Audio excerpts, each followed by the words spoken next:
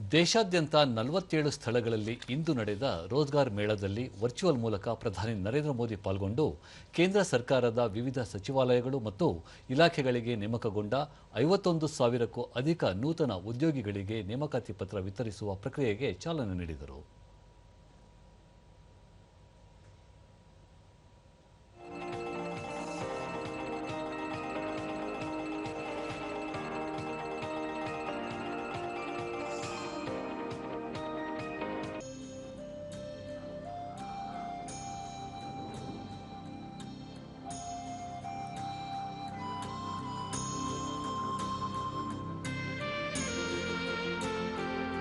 तेजी से बढ़ता विकास के नित नए कीर्तिमान बनाता आज का भारत एक नए दौर में कदम रख चुका है, जहां सपनों की उड़ान केवल मेहनत और हुनर से तय होती है। रोजगार हुए हैं गांव, गरीब किसान के बच्चे हो या मिडिल क्लास के, दूर सुदूर के क्षेत्रों में रहने वाले आदिवासी हो, अनेक पदों हेतु नियुक्ति पत्र सौंपे जा रहे हैं। ಈ ವೇಳೆ ಪ್ರಧಾನಿ ಸರ್ಕಾರಿ ಸೇವೆಗೆ ನಿಯುಕ್ತಿಗೊಂಡ ನೂತನ ಉದ್ಯೋಗಿಗಳು ದೇಶದ ಅಭಿವೃದ್ಧಿಯಲ್ಲಿ ನೇರವಾಗಿ ಪಾಲ್ಗೊಳ್ಳಲಿದ್ದಾರೆ. ಮುಂದಿನ ದಿನಗಳಲ್ಲಿ ವಿಕಸಿತ ಭಾರತದ ಸಂಕಲ್ಪವನ್ನು ಸಾಕಾರಗೊಳಿಸುವಲ್ಲಿ ಮಹತ್ವದ ಪಾತ್ರ ವಹಿಸಲಿದ್ದಾರೆ ಎಂದು ಹೇಳಿದರು. ನೂತನವಾಗಿ ನೇಮಕಗೊಂಡ ಯುವಜನರು ಇಲ್ಲಿಯವರೆಗೆ ತಲುಪಲು ಶ್ರಮಪಟ್ಟಿರುತ್ತಾರೆ. ಕುಟುಂಬ ಮತ್ತು ಸಮಾಜದ ಕೊಡುಗೆಯೂ ಸಾಕಷ್ಟಿರುತ್ತದೆ. ಈ ಹಿನ್ನೆಲೆಯಲ್ಲಿ ಸಮಾಜದ ಕುರಿತಾಗಿಯೂ ಉತ್ತರದಾಯಿತ್ವ ಹೊಂದಿರಬೇಕಾಗುತ್ತದೆ ಎಂದು ತಿಳಿಸಿದರು. 2 ದಿನಗಳ ಮುನ್ನ 5 ದೇಶಗಳ ಪ್ರವಾಸವನ್ನು ಪೂರ್ಣಗೊಳಿಸಿದ್ದು, ಈ ವೇಳೆ ಹಲವು ಮಹತ್ವದ ಒಡಂಬಡಿಕೆಗಳನ್ನು ಮಾಡಿಕೊಳ್ಳಲಾಗಿದೆ. ಇಂದು ಇಡೀ ಜಗತ್ತು ಭಾರತದ ಯುವ ಸಮಾಜ ಮತ್ತು ತಂತ್ರಜ್ಞಾನದ ಕುರಿತು ಉತ್ಸಾಹದಿಂದ ವೀಕ್ಷಿಸುತ್ತಿದೆ.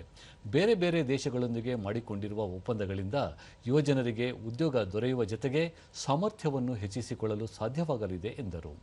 ವಿದೇಶ ಪ್ರವಾಸದ ವೇಳೆ ಪ್ರಮುಖ ಸಂಸ್ಥೆಗಳ ಮುಖ್ಯಸ್ಥರೊಂದಿಗೆ ಮಾತುಕತೆ ನಡೆಸಲಾಗಿದ್ದು, ಸೆಮಿಕಂಡಕ್ಟರ್, ಹಸಿರು ಇಂಧನ ಸೇರಿದಂತೆ ಹಲವಾರು ಪ್ರಮುಖ ವಲಯಗಳಲ್ಲಿ ಒಪ್ಪಂದ ಮಾಡಿಕೊಳ್ಳಲಾಗಿದೆ.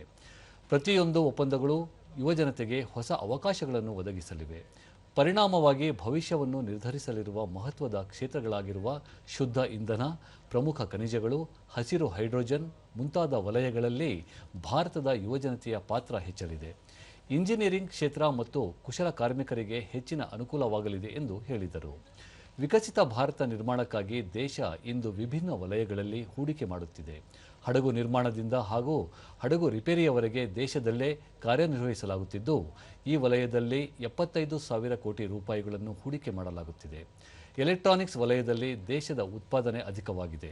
ಲಕ್ಷಾಂತರ ಸಂಖ್ಯೆಯಲ್ಲಿ ಉದ್ಯೋಗಗಳು ನಿರ್ಮಾಣವಾಗಿವೆ. ಹೊಸ ಹೂಡಿಕೆಗಳು ದೇಶದಲ್ಲೇ ಉತ್ಪಾದಿಸುವ ಗುರಿಯೊಂದಿಗೆ ದೇಶದಲ್ಲೇ ಉದ್ಯೋಗಗಳನ್ನು ನಿರ್ಮಿಸುವುದಕ್ಕೆ ಆದ್ಯತೆ ನೀಡುತ್ತಿವೆ ಎಂದು ತಿಳಿಸಿದರು. ಭಾರತದ ವಿಕಾಸಗಾಥೆಯಲ್ಲಿ ಭಾಗಿಯಾಗಲು ಹಲವು ದೇಶಗಳು ಉತ್ಸುಕವಾಗಿವೆ. ಭಾರತ ಜಾಗತಿಕ ಪೂರೈಕೆ ಸರಪಳಿಯ ವಿಶ್ವಾಸಾರ್ಹ ಪಾಲುದಾರ ರಾಷ್ಟ್ರವಾಗಿದೆ. ದೇಶದ ಉದ್ಯೋಗ ಸೃಷ್ಟಿಯಲ್ಲಿ ಮೂಲಸೌಕರ್ಯ ವಲಯದ ಕೊಡುಗೆ ಅಪಾರವಾಗಿದ್ದು, ಉತ್ಪಾದನಾ ವಲಯ, ತಂತ್ರಜ್ಞಾನ, ಡಿಜಿಟಲ್ ಸೇವೆಗಳು, ರೈಲ್ವೆ ವಲಯಗಳಲ್ಲಿ ವೇಗವಾಗಿ ವಿಸ್ತರಣೆಯಾಗುತ್ತಿದೆ. ಪರಿಣಾಮವಾಗಿ ದೇಶದ ಜನಜೀವನದಲ್ಲಿ ಬದಲಾವಣೆ ಕಂಡುಬರುತ್ತಿದೆ. ಗ್ರಾಮೀಣ ಪ್ರದೇಶದಲ್ಲಿ ಸಂಪರ್ಕ ಹೆಚ್ಚಳದಿಂದಾಗಿ ರೈತರು, ವಿದ್ಯಾರ್ಥಿಗಳಿಗೆ ಹೆಚ್ಚಿನ ಅನುಕೂಲವಾಗಿದೆ ಎಂದರು. ಯಾವುದೇ ವ್ಯವಸ್ಥೆಯ ನಿಜವಾದ ಸಾಮರ್ಥ್ಯ ಅದರ ಜನಶಕ್ತಿಯಾಗಿದೆ. ಸರ್ಕಾರಿ ನೌಕರಿಯು ಜನಜೀವನಕ್ಕೆ ಸೌಲಭ್ಯ ಒದಗಿಸುವ ಮಾರ್ಗವಾಗಿದ್ದು, ಯಾವುದೇ ಹುದ್ದೆಯಲ್ಲಿದ್ದರೂ ನಿಮ್ಮ ನಡವಳಿಕೆ, ಸಂವೇದನೆ ಮತ್ತು ವೃತ್ತಿ ನೈತಿಕತೆ ಬಹಳ ಮುಖ್ಯವಾಗುತ್ತದೆ ಎಂದು ಕಿವಿಮಾತು ಹೇಳಿದರು. लेकिन इस दौरान मेरी दर्जनों देशों की बड़ी बड़ी कंपनियों के लीडर से बातें हुई, विस्तार से चर्चा हुई, मुलाकात हुई और हर जगह मैंने एक बात समान रूप से महसूस की है। दुनिया भारत के युवाओं और भारत की टेक्नोलॉजिकल प्रोग्रेस को लेकर बहुत उत्साहित है। आज दुनिया भारत की विकास यात्रा का हिस्सा बनना चाहती है।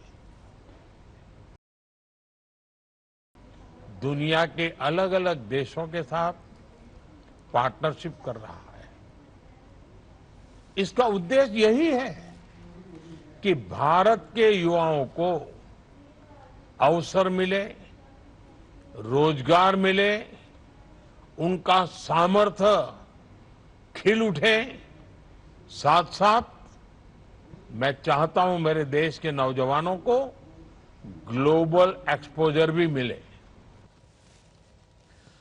ಇದಕ್ಕೂ ಮುನ್ನ ಸಚಿವ ಡಾಕ್ಟರ್ ಜಿತೇಂದ್ರ ಸಿಂಗ್ 51,000ಕ್ಕೂ ಅಧಿಕ ಸರ್ಕಾರಿ ಉದ್ಯೋಗಿಗಳಿಗೆ ನಿಯುಕ್ತಿ ಪತ್ರ ವಿತರಿಸಲಾಗುತ್ತಿದ್ದು, ಇದರಲ್ಲಿ 50% ರೈಲ್ವೆ ಹುದ್ದೆಗಳಾಗಿವೆ.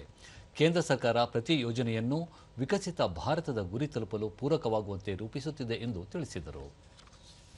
रीजनल आंसर की वेबसाइट पर चढ़ा दी जाती है और अभी पिछले ही साल प्रतिभा सेतु यानी वो उम्मीदवार जो सभी परीक्षाओं में उत्तीर्ण होने के बावजूद भी आखिर में किसी कारण सफल नहीं हो पाते, उनका प्रोफाइल इस पोर्टल पर दर्ज कर दिया जाता है ताकि पोटेंशियल एम्प्लॉयर्स उनको एंगेज कर सके।